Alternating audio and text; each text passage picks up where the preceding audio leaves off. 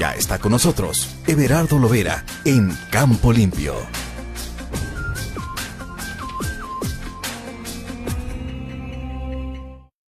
Como cada jueves, hacemos contacto vía telefónica hasta la ciudad de Tlacomulco, donde vive, con el ingeniero Everardo Lovera Gómez, a quien me da mucho gusto saludar. ¿Cómo está? Buenas noches. ¿Qué tal, don Guillermo? Pues contento. Seguimos teniendo lluvias muy abundantes y ahora calorcito. Se está deteniendo un poco el invierno. Esperemos que no se nos adelante el invierno para que nos deje cosechar, nos deje que madure primero nuestro maíz, nuestros cultivos. Bien, pues precisamente nos hablará acerca de las lluvias y de lo que está sucediendo en la Cámara de Diputados acerca de los pueblos y comunidades indígenas. Adelante.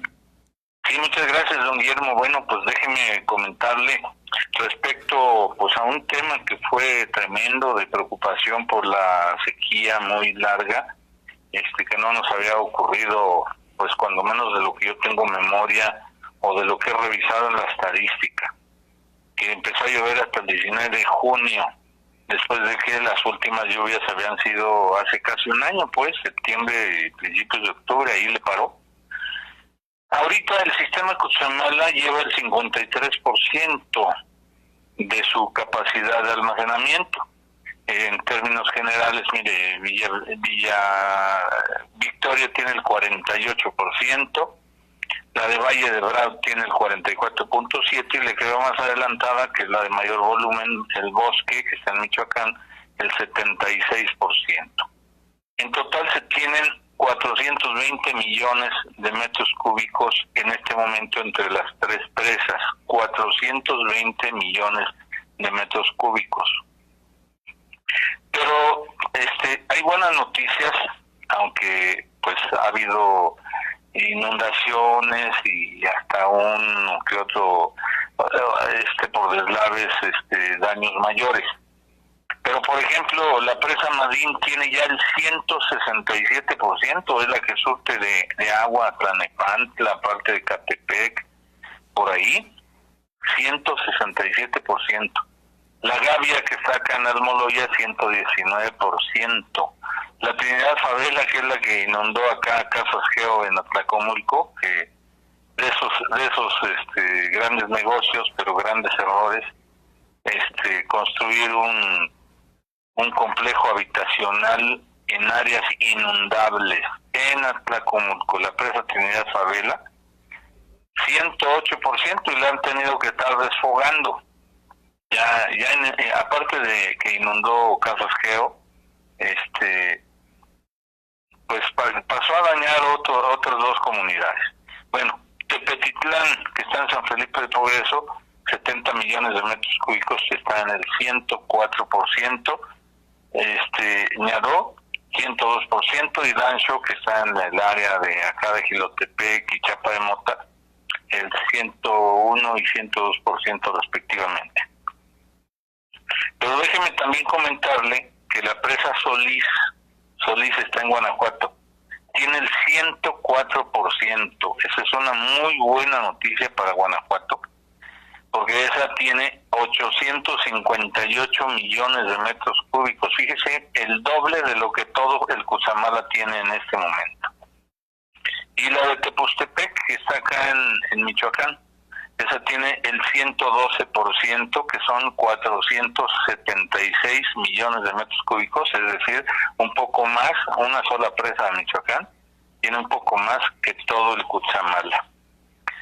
¿Por qué estos datos son importantes?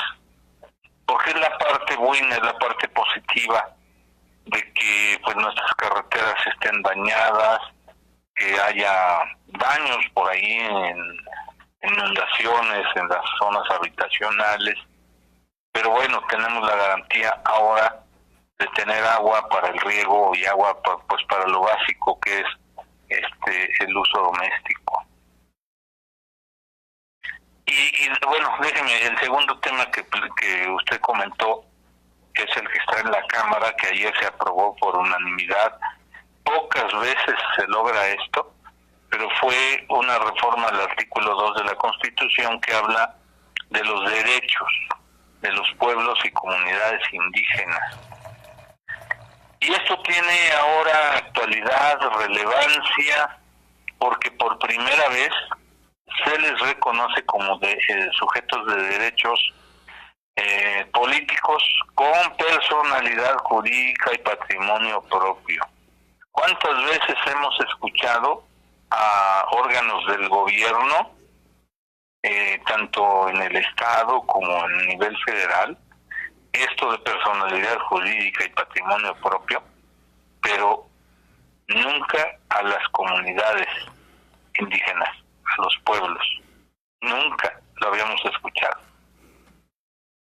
Entonces, esto cubre alrededor de 23 millones de mexicanos que se reconocen. Yo quisiera reconocerme, pero no tengo, creo que el perfil o los méritos, como indígena, porque yo no hablo el mazahua. En Atlacomulco predomina el mazahua. Bueno, ¿a qué se refiere, pues, con más amplitud este concepto? El derecho, porque tiene implicación, el derecho a la consulta libre, previa, informada, culturalmente adecuada y de buena fe respecto a medidas legislativas y administrativas que les puedan afectar, para obtener de esta manera su consentimiento y o acuerdo.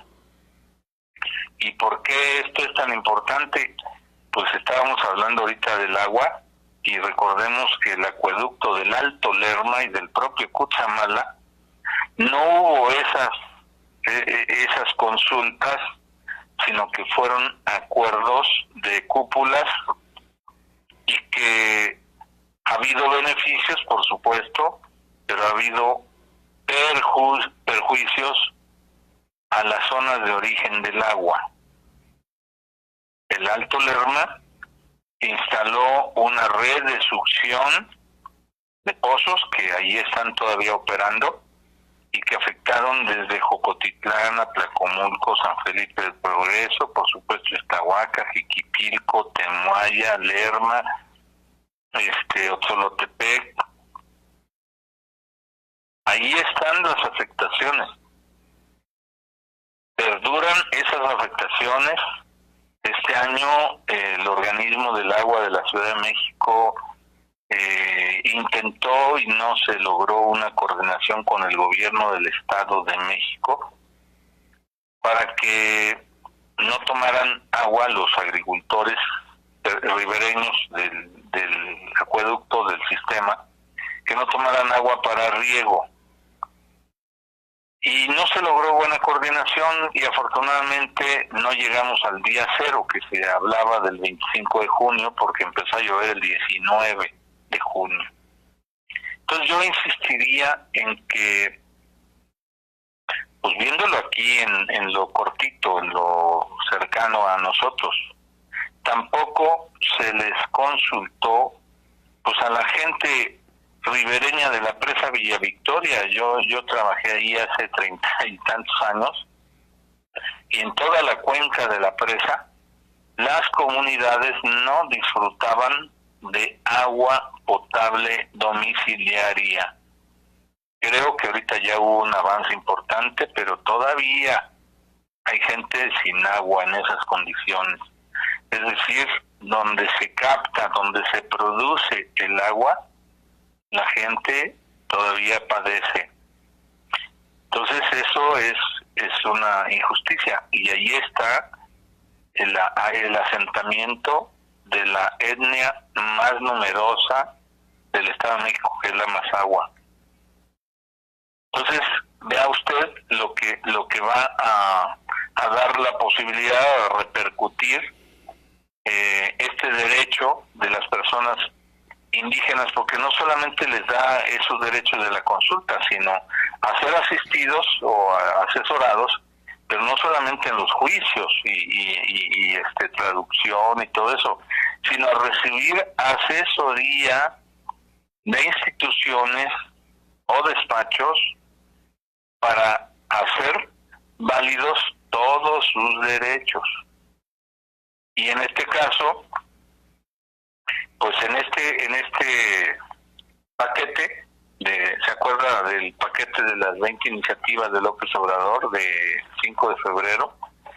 Pues ya pasó la del Poder Judicial, la reforma del Poder Judicial, y está por pasar la de la Guardia Nacional, que está en plena discusión, pero esta fue la que logró el consenso, la reforma del artículo 2 para darle plenitud de derechos a los pueblos y comunidades indígenas.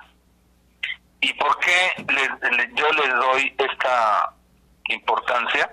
Porque también la semana pasada la Comisión Nacional de los Derechos Humanos dio a conocer un informe especial, así lo detalló, informe especial sobre el impacto de la introducción de maíz transgénico en los derechos económicos, sociales, culturales y ambientales del pueblo de México. El análisis incluye las causas, consecuencias de la introducción del maíz transgénico en México, así como sus impactos en el derecho a la salud, el medio ambiente y en los derechos culturales, económicos y sociales del pueblo de México, incluyendo el derecho a la soberanía alimentaria. Estaba viendo que Francisco Mayorga, que fue el secretario de Agricultura de Felipe Calderón, y que ya habían autorizado la siembra comercial de maíz transgénico en Sinaloa, Chihuahua y Tamaulipas para 200,000 hectáreas en ese tiempo. Francisco Mayorga en una expo en Guadalajara, ayer o antier, volvió a defender esa postura de que México debe permitir la producción de maíz transgénico. Y yo insistiré en que eso no conviene. De 2020 a 24, es decir, casi 5 años, llevó este tiempo este estudio que reporta el informe especial de la Comisión Nacional de los Derechos Humanos, porque hace la gran diferencia de que somos maíz. El pueblo mexicano tiene el mérito, la virtud de haber domesticado, de haber creado el maíz como ninguna otra especie domesticada de la humanidad o para uso del ser humano. Y no es casualidad que sea el cereal o la especie cultivada más importante en este momento para la humanidad. Y tampoco es casualidad que siga siendo no una mercancía para los mexicanos, es algo mucho más importante. Yo creo, a lo mejor aquí en el Estado de México no lo consideran la mayoría, pero hay ceremonias que siguen vivas, muy vivas, en donde se aprecia, se reconoce al maíz como algo sagrado. Entonces, no puede ser rebajado a una mercancía. Acuérdense que ya hasta tenemos la ley en el 2022, se aprobó, publicó la Ley de Fomento y Protección del Maíz Nativo, ya se reglamentó, está en marcha, tenemos el Banco de Germoplasma. Pues no podría asegurar que sea el mejor de los estados de la República, que hay varios estados que ya lo están también constituyendo, pero cuando menos para el caso del Estado de México es lo más valioso que tenemos y se sigue enriqueciendo con colectas y con mayores cuidados, regeneración de los maíces nativos de las variedades locales. Entonces, cuando se habla de los derechos económicos, eso yo no lo había escuchado, relacionados con los derechos sociales, culturales y ambientales. Es decir, aquella persona que está en lo rural tiene derecho a que le vaya bien en lo económico, no solamente que esté sobreviviendo ahí en su pobreza o empobreciendo el ambiente, sus parcelas, sus suelos, porque lo que se le retribuye a través de lo que puede vender es mísero. Entonces, el derecho económico de la población rural tenemos que verlo reflejado y hay que defenderlo porque nos conviene a todos. Yo no sé si usted acostumbra comer todos los días una tortilla o 2 o 3, pero es lo más sano y lo que identifica a los mexicanos. Y ahora que estuvimos de fiesta por lo de el grito, pues es la fiesta más nacional, y ahí el pozole, los tamales, las enchiladas, los elotes asados o cocidos, no puede faltar, las tostadas, eso no puede faltar. Entonces nuestra alimentación, nuestra cocina, que fue reconocida por la UNESCO en el 2011, hace 13 años, imagínese que no le tomemos aprecio, y por eso debemos de dar a conocer esto, y yo le agradezco a usted que me permita tocar este tema, porque es súper actual. Voy a seguir leyendo porque sí está amplio, son más o menos 130 hojas de este informe, que me parece muy valioso porque participaron científicos de varias ramas, no solamente los genetistas, los ambientalistas, también los sociólogos, los economistas trabajaron para hacer un análisis, un estudio muy completo y actual, repito, sobre lo que debemos defender, sobre las consecuencias de no hacerlo, o las consecuencias o el impacto más allá de lo económico, que es lo que está en este momento en el panel, que se tiene que resolver ya tarde o temprano. Parece que los tiempos marcan noviembre para que se defina entre los 3 países que defienden sus posturas en esto del TEMEC. Pero pues nosotros aquí en el Estado de México, doy un dato que ya he dado antes, más del 90% del maíz que se produce y que consumimos es de variedades locales, es decir, nativos. El otro 8 o 10% es de híbridos, que pueden ser de transnacionales o de empresas locales pequeñitas, pero que hacen su aportación, o el propio gobierno que tiene variedades a través generadas por el INIFAP o por el ICAMEX, que hay variedades de maíz o híbridos. Esa idea, que por lo pronto es idea, creo que ya se comprometió la presidenta electa a restablecer la PRONACE, la Productora Nacional de Semillas. Creo que si esto se lleva a cabo pronto, pues en unos 3 años tendremos un avance en el llamado concepto de soberanía. Soberanía ya que está definido con toda claridad en la Ley de la Alimentación Adecuada y Sostenible, que se publicó en abril y que falta su reglamentación, pero ahí establece qué significa soberanía alimentaria. Es la capacidad, pero es el derecho también de los mexicanos para producir y consumir lo que a nosotros nos convenga y que sea adecuado a nuestra cultura, a nuestros gustos. Pero además define que nosotros decidimos los métodos de producción, y entonces aquí entra la parte de la agroecología, que es producir lo más cercano a la naturaleza y con menos dependencia de los venenos, de los agroquímicos, entre ellos los herbicidas, los fertilizantes.